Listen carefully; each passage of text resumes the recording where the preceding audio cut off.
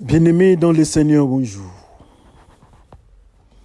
Gloire soit rendue à Dieu, notre Père, le Dieu de tous les jours, le Dieu créateur, le Dieu qui nous aime lent à la colère, prompte à écouter. Son nom, c'est Jéhovah, le Père qui nous a aimés.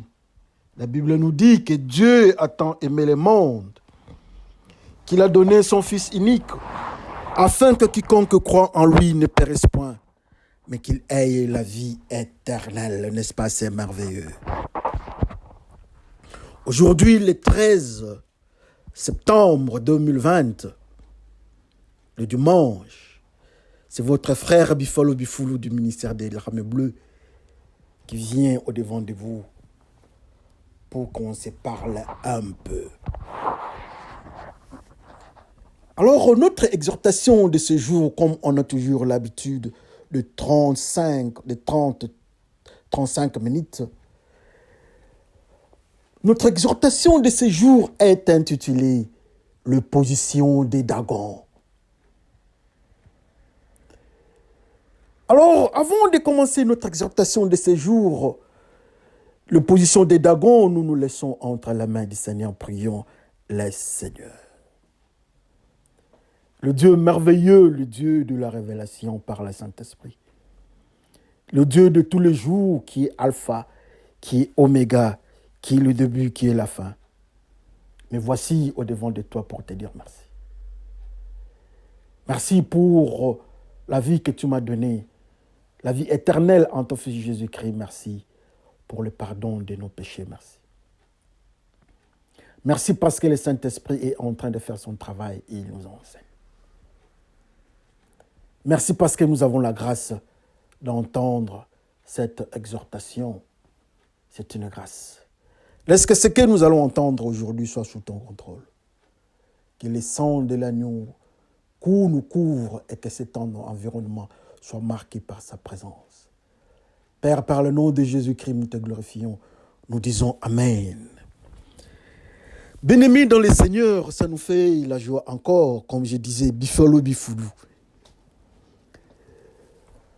Ça me fait du bien, moi, Bifolo, de venir au-devant de vous. Quand on se parle.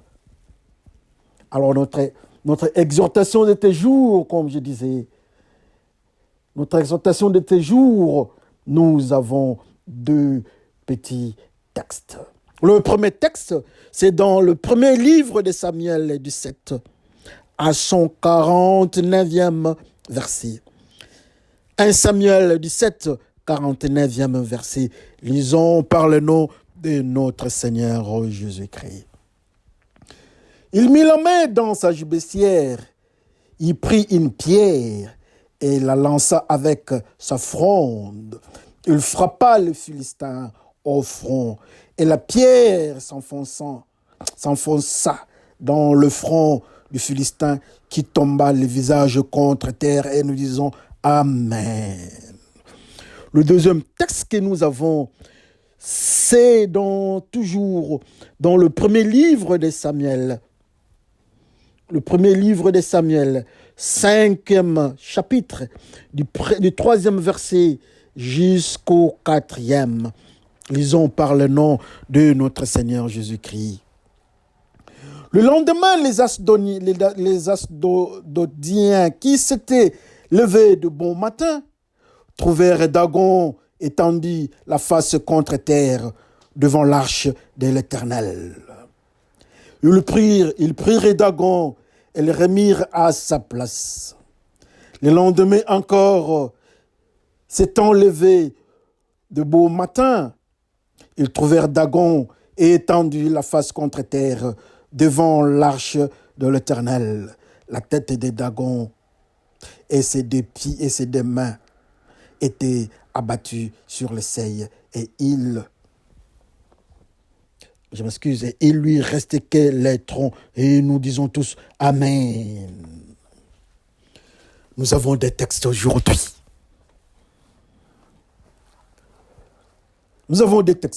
J'étais là-bas, il y a les enfants qui sont au salon, on cause là-bas Alors, je me suis enfermé ici dans la chambre. Dieu m'a fait grâce. Il m'a enseigné. Il m'a donné cette petite exhortation. Et nous partageons ça. Je suis debout dans la chambre en train de parler. Assurément, vous allez dire, mais comment est-ce que vous ne laissez pas vos enfants entendre? Oui, ils ont leurs amis là-bas, ils causent. Assurément, quand je vais terminer, ils auront aussi, de la même façon que vous aurez les messages, eux aussi ils en auront. Et nous disons tous Amen. Nous avons des textes. Nous avons le deux textes dans le livre, le premier livre de Samuel, avec deux différentes histoires. La première histoire, c'est l'aventure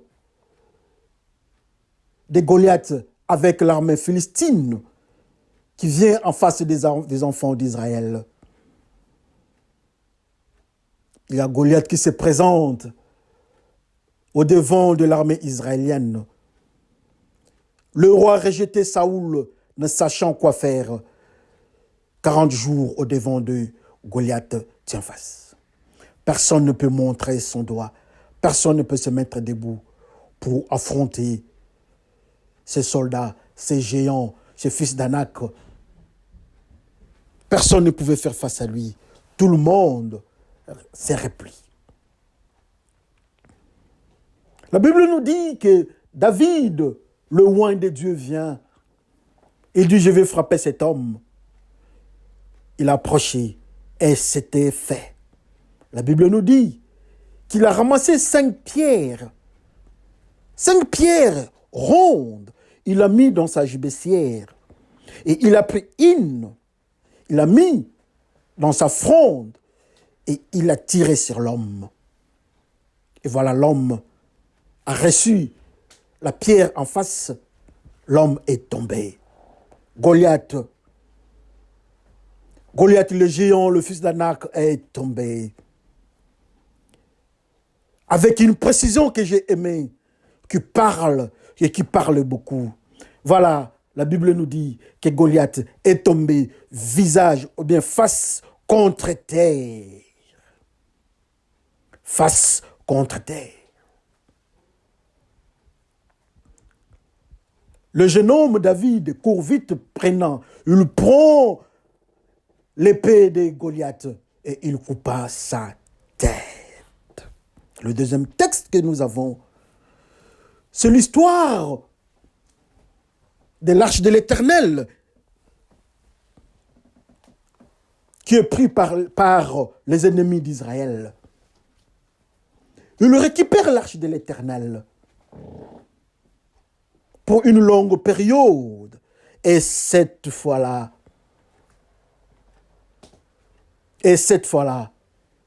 Dieu a pris la décision de récupérer l'arche. Mais qu'est-ce qui se passe alors avec l'arche? Chez les ennemis des enfants d'Israël, les Asdodiens, ils ont l'arche de l'Éternel. Ils ont pris l'arche de la sainteté, l'arche de la sanctification. Ils ont mis l'arche dans la maison de leur idole, de leur dieu en minuscule, Dagon. Alors le jour suivant, le grand matin, je ne sais pas si ce sont des gardiens ou bien qui, dans les temples de leur dieu, ils sont partis là-bas, ils ont trouvé quelque chose, une situation macabre pour leur Dieu. La Bible nous dit que l'idole est tombée face contre terre. Dagon tombe face contre terre. À côté là-bas, il y avait l'arche de l'Éternel. On reprend Dagon, on le met debout. Et le jour suivant, à la même heure, ils viennent constater la même scène, mais avec une autre ampleur. Qu'est-ce qui s'est passé? Voilà le roi, le dieu Dagon, le dieu en minuscule, l'idole Dagon, la fabrication humaine, toujours à côté de l'arche de l'Éternel, l'arche de la sainteté. À côté de l'arche, le grand matin, c'est Dagon qui perd la tête et les membres. Dagon est tombé encore, la tête est coupée. Et vous connaissez la suite. Vous pouvez continuer la lecture. Amen. Pour des raisons de temps, c'est mieux pour nous de nous arrêter là-bas. Comme nous avons intitulé notre message de ce jour, l'opposition des Dagon. Dagon, c'est une idole. Dagon est une manifestation démoniaque. Dagon est une impureté au devant de Dieu. Dagon est la main méchante du diable, sous forme d'un monstre spirituel. Et les gens pouvaient le glorifier comme étant Dieu. Qui est Goliath? Que Dieu nous aide pour qu'on comprenne plus cette parole. Que Dieu nous aide à comprendre le mystère. Pourquoi nous parlons de Goliath? Au même moment, nous parlons de Dagon. J'ai même peur de dire le Dieu Dagon. Goliath est le fils, est un géant. Quand on nous parle de géants dans la Bible, c'est l'histoire autour de Noé. Avant que Noé et la famille entrent dans l'arche, il y a eu violence. Les fils de Dieu, les anges déchus, ont pris des femmes parmi les filles des humains. Ils se sont fait des femmes et ils ont donné des enfants qu'on appelle des géants. Et vous connaissez la suite. Mais ils ne se sont pas arrêtés là-bas à la période des enfants d'Israël. Après plusieurs siècles, on s'est retrouvé encore devant les géants. Alléluia.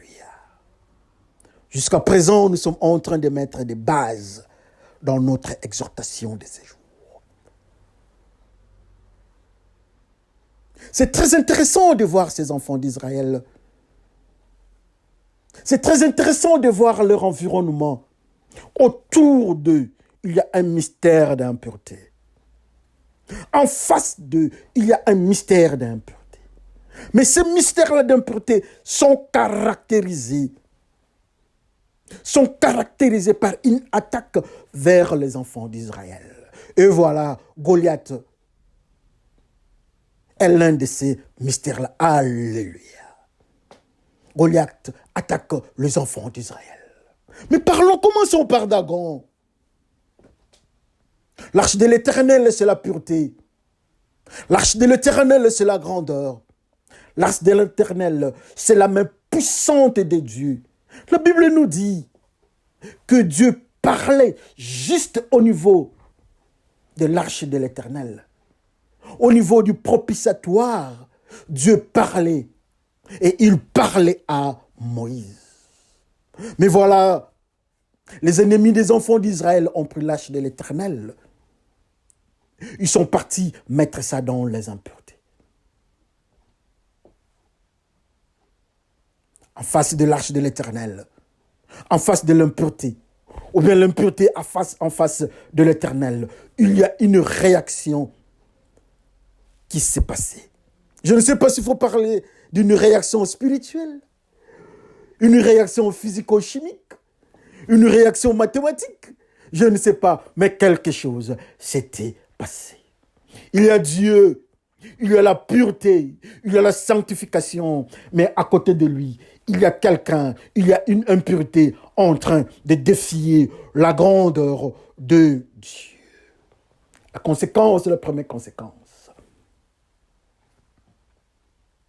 Il y a Dagon face contre terre. Dieu pur, Dieu grand, Dieu de justice. Le lendemain, comme les gens ont toujours dit, si on faisait un mélange du Saint-Esprit,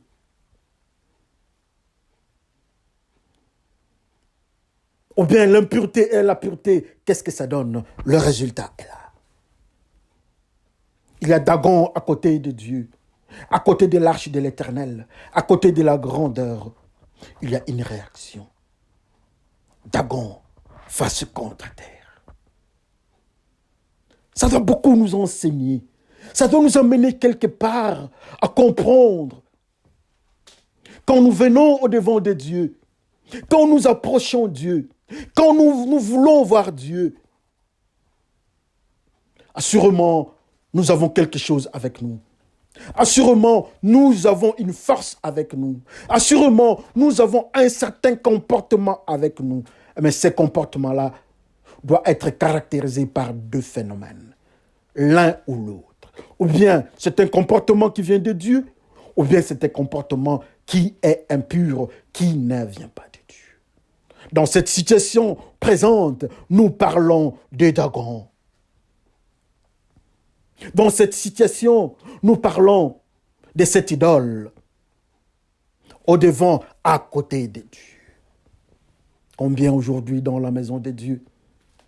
Combien aujourd'hui dans la vie que nous sommes en train de mener? Ils sont à côté de Dieu. Ils sont dans la maison de Dieu. Ils prient Dieu, ils prêchent Dieu. Mais quand ils viennent au-devant de Dieu, quand ils approchent Dieu, ils se retrouvent dans la même condition que Dagon. Pour la simple raison que Dagon est un esprit impur. Et tout celui qui est impur, ou dans la même circonstance, il y aura la même réaction face contre terre. Alléluia. Dagon contre terre. Il y a quelque chose qui s'est passé. La première fois, Dagon contre terre. La deuxième fois encore, le deuxième jour, Dagon face contre terre. Mais ce qui nous intéresse, c'est l'autre texte, c'est le deuxième texte. Nous avons dit que l'homme que nous connaissons, qui s'appelle Goliath, était à 50% esprit méchant, 50% humain. Pour dire encore que c'était quelqu'un qui était possédé. Mais il vient au-devant de David, au-devant des enfants d'Israël. D'abord, il vient au-devant du roi rejeté qui s'appelle Saoul. Il vient au-devant de Saoul. Il résiste. Saoul tremble pour la simple raison. Saoul est rejeté par Dieu. Saoul est repoussé. Et Goliath résiste. Goliath qui est une représentation du diable, une représentation des démons, une représentation des dragons sous forme humaine. Il résiste au-devant de Saoul, qui est quelqu'un rejeté par Dieu. Saoul est rejeté par Dieu. Saoul est rempli par des mauvais esprits. La Bible nous dit qu'il y avait l'esprit mauvais qui venait de Dieu. C'est ce que la Bible nous dit. Alors celui qui a l'esprit mauvais qui vient de Dieu, quand il part au-devant de Goliath, Goliath résiste. Le démoniaque résiste. L'esprit impur résiste. Mais j'aime Dieu, le Dieu de tous les jours. Dans la même circonstance, un autre roi arrive. Il s'appelle David. David arrive, l'homme selon le cœur de Dieu. L'homme dont la famille garde le mouton de brebis. Mais dans la famille de Saoul, il garde des ânes. Les ânes, ce sont des animaux impurs qui représentent l'impureté. C'était ça l'élevage de la famille de Saoul. L'homme rejeté par Dieu. Mais la famille de David, l'homme selon le cœur de Dieu, en lui, dans leur famille, ils avaient un élevage de brebis ou des moutons. Saoul rejeté par Dieu, David, l'homme selon le cœur de Dieu, loin de Dieu, en face de Goliath. Goliath commence à faire des mouvements en train de parler, de raconter des choses. Ce qui nous intéresse plus, David, l'homme selon le cœur de Dieu, affronte les démoniaques, affronte l'esprit méchant, affronte Goliath. Il touche Goliath. Il frappe Goliath. Goliath tombe. Il tombe. Ce n'est pas par dos. Il tombe pas d'une manière à côté. Il tombe pas les pieds sur terre ou bien il porte la tête. Non. Il tombe. La Bible nous donne avec précision. Face contre terre. Et pourquoi cette précision? David représente la sanctification. David représente la pureté. En face de Goliath, en face d'une impureté, il frappe l'impureté. L'impureté tombe. Il tombe la face contre terre. Mais pourquoi cette précision? Pourquoi cette position? Dagon tombe 2 fois. Face contre terre. Contre la terre. Contre terre, je m'excuse. Et voilà encore cet homme, ces géants, cette impureté, cet impur tombe aussi face à David. Il tombe face sur terre. Et le même phénomène continue. La tête de Dagon, le deuxième tour, mais le deuxième jour de sa chute, ta tête était coupée. C'est ce que la Bible nous dit. Et voilà, la tête de l'autre de l'impureté qui s'appelle Goliath tombe aussi face contre terre et la tête est coupée par David. L'opposition des Dagon. Qu'est-ce que ça nous enseigne? Qu'est-ce que ça nous explique? Goliath était un impur. Dagon était un démon. Mais ils ont une même présentation. Ils ont même comportement. Dagon était une forme de statue. Mais Goliath, c'est quelqu'un qui marchait. Mais au-devant de la pureté, David qui est pur, l'arche de l'Éternel qui est pure, il y a eu une même réaction des impuretés. Une même réaction, une même position. Tous tombent la face contre terre. Ils viennent au-devant de la pureté de Dieu. Il y a le même comportement. Ça ne m'étonnerait pas de voir les gens aujourd'hui. Quand quelqu'un vole, il y a un démon qui s'appelle le vol. Quand quelqu'un est possédé par ces démons-là, il vole, il devient voleur. Il a le comportement d'un voleur. C'est comme Goliath qui avait le comportement de ces démons-là qui s'appellent Dagon. Quand nous venons dans la maison de Dieu aujourd'hui, nous voyons ceux qui devaient être purs comme David. Ceux qui devaient être purs comme les enfants de Dieu. Ceux qui devaient être purs comme l'arche de l'Éternel. Mais quand ils viennent au-devant de Dieu, Dieu constate qu'ils tombent comme Dagon, ils tombent au-devant de Dieu comme Goliath. Alors quand on suit de près, on remarque un certain comportement impur. Les uns présentent le comportement d'avortement, les femmes, nos sœurs, nos mamans qui font deux avortements. Ça, c'est le comportement des Goliath. Il y a de ceux qui volent. Ça, c'est le comportement des Goliath.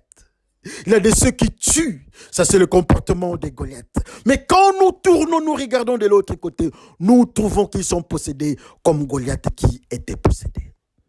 Entre nous les humains. Mais quand maintenant nous prions, ils viennent au-devant de Dieu, au-devant de la sanctification. Quand ils viennent au-devant de Dieu, au-devant de l'arche de l'Éternel, on constate qu'ils sont possédés par l'esprit qui s'appelle les Dagon, par le même esprit qui était dans Goliath et le même esprit qui était à Dagon. Alors nous autres, quand nous venons au-devant de Dieu, nous avons quelle position au-devant de Dieu? Nous tombons face contre terre, nous perdons la tête, ou bien nous sommes comme David. David, l'homme selon le cœur de Dieu. Ce n'était pas une histoire de roi, parce que Saoul était roi. Ce n'était pas une histoire de temple, parce que Dagon était dans un temple, mais c'était une histoire de la grandeur de Dieu, de la pureté et des péchés. L'un est du côté des péchés, l'autre est du côté de la sanctification. Dagon est du côté du péché, du côté gauche du monde spirituel. Mais l'arche de l'Éternel le représente le côté droit de l'Éternel. Alors nous autres, quand nous venons au-devant de Dieu, nous sommes du côté de Dagon, du côté gauche, ou bien nous sommes du côté droit de l'arche de l'Éternel.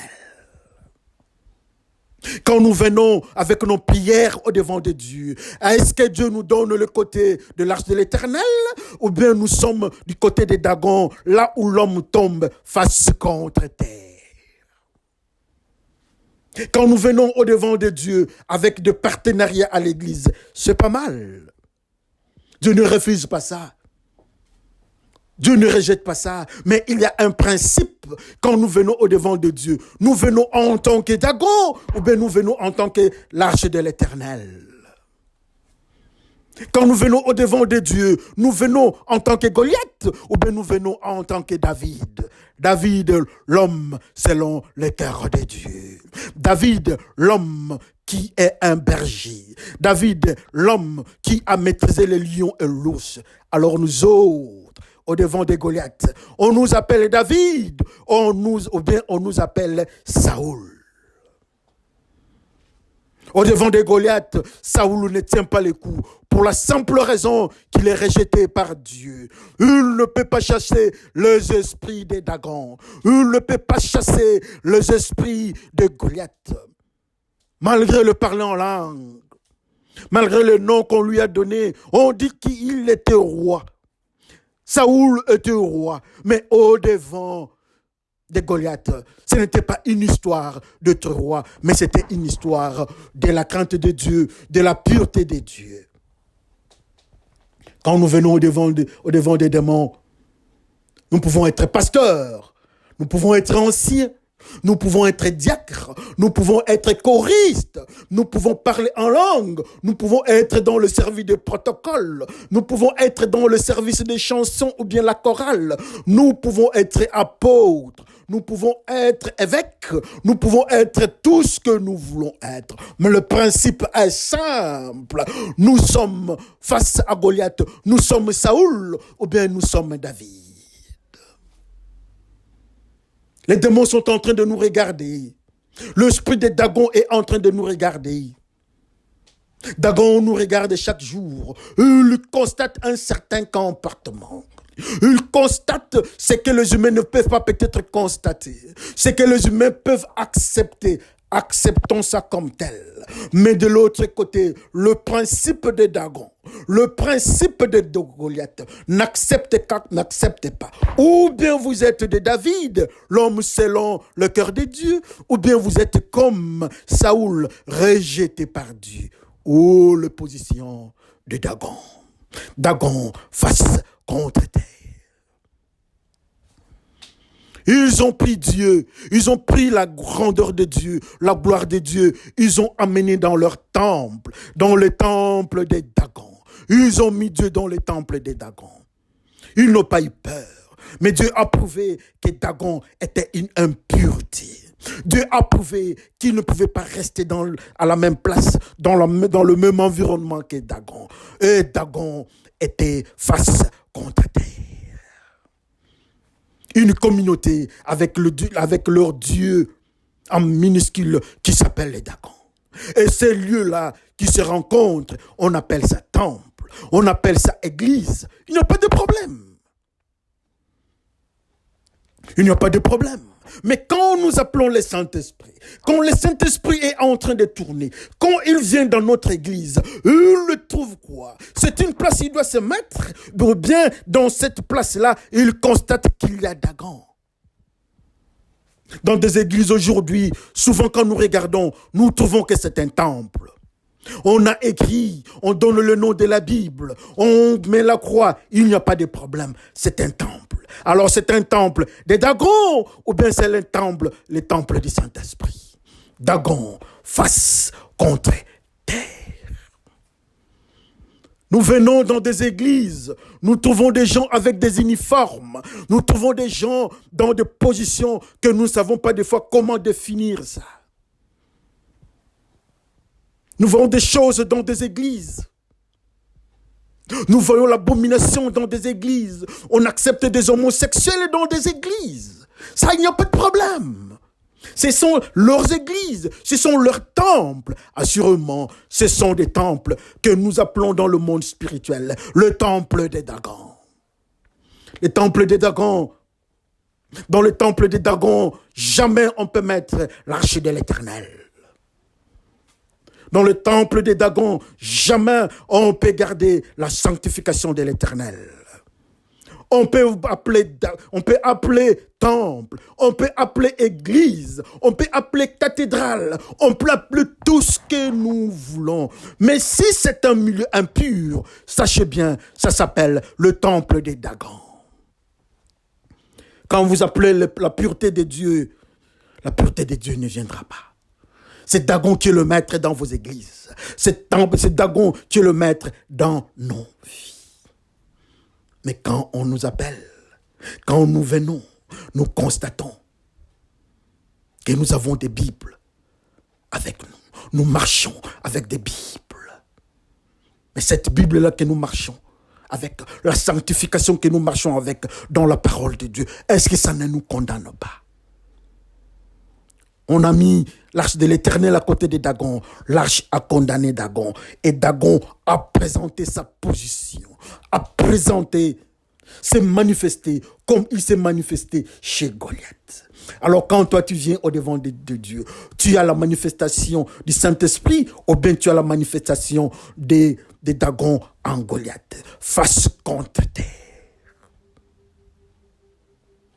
Quand vous regardez ceux qui sont alcooliques, ils ont le même comportement. C'est parce qu'ils ont le même démon, les démons d'alcool. Quand vous voyez les adultères, ils ont le même comportement. Parce qu'ils ont le Dieu qui s'appelle adultère, les démons qui s'appellent adultère. Quand ceux qui volent au bien des tueurs, des violeurs, nous voyons qu'ils ont le même comportement.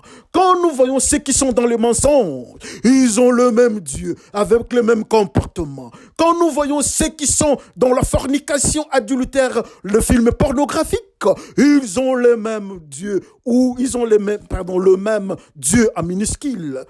Quand nous voyons ceux qui sont dans l'esclavage, dans le racisme, ils ont le même Dieu. Quand nous voyons ceux qui tuent les enfants, les avortements, elles ont les mêmes dieux. Alors vous autres, ou bien nous autres, notre Dieu s'appelle comment? Pour cet homme qui s'appelle Goliath, la manifestation de son Dieu, c'est le Dieu Dagon. Quand nous regardons Goliath, nous voyons le comportement des Dagons. Alors quand on nous regarde nous autres, on trouve quel comportement? Ah oui, on trouve quel comportement? Dagon face contre terre, Goliath face contre terre. La tête, Goliath perd sa tête, Dagon perd sa tête. Alors quand on nous regarde nous avons quel type de position ou bien de présentation spirituelle? Que chacun regarde sa vie. Que chacun regarde sa vie. On peut nous appeler enfants de Dieu aujourd'hui. On peut nous enseigner la parole de Dieu. On peut dire que nous sommes des bishops. Mais attention, le principe est simple. Quand nous venons au devant de Dieu, est-ce que nous n'allons pas tomber comme Dagon? Nous n'allons pas tomber comme Goliath? Quand nous venons au devant de Jésus-Christ, nous avons quelle position? Quand le Saint-Esprit nous regarde, nous avons quelle position? Est-ce que nous n'avons pas la position des Dagon? Est-ce que nous n'avons pas la position des adultères? Est-ce que nous n'avons pas la position des fornicateurs? Est-ce que nous n'avons pas la position des menteurs? Est-ce que nous n'avons pas la position de ceux qui volent? La position des Dagons, dont l'échantillon s'appelle Goliath. Goliath face contre terre. Alors nous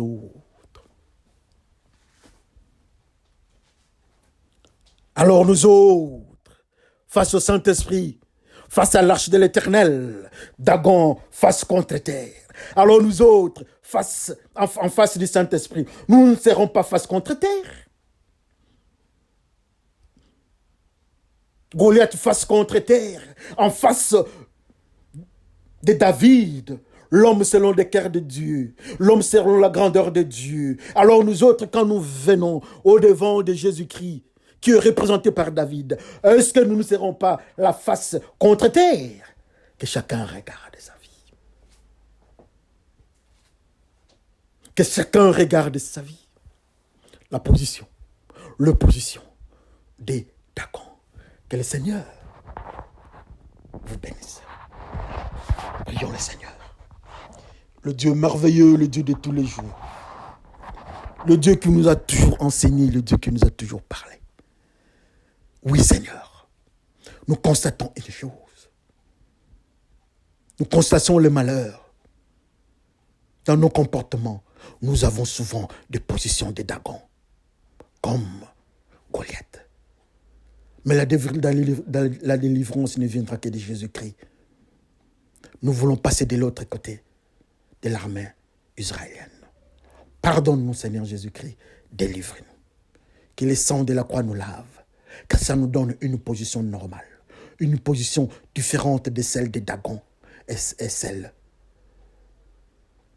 de Goliath. Merci, Seigneur, pour tout ce que tu as fait pour nous, pour ces temps.